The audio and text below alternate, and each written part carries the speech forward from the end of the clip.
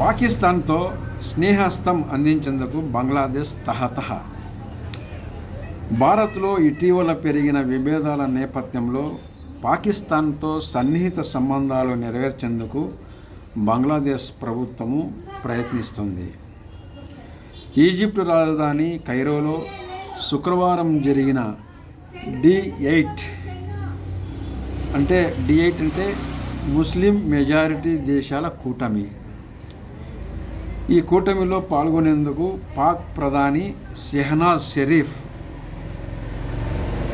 బంగ్లాదేశ్ ఆపద్ధర్మ అధ్యక్షుడు మహమ్మద్ యూనస్ హాజరైనారు. ఈ సందర్భంగా ఇరువురు నేతలు ప్రత్యేకంగా భేటీ అయ్యారు. 1971 యుద్ధానికి సంబంధించి ఇరు దేశాల మధ్య ఇప్పటికే అనేక విభేదాలు ఆవిష్కృతమవుతున్నాయని, వాటిని వీలైనంత తొందరలో పరిష్కరించుకోవాలని ఈ సందర్భంగా షరీఫ్ను యూనస్ కోరారు. మొత్తం మీద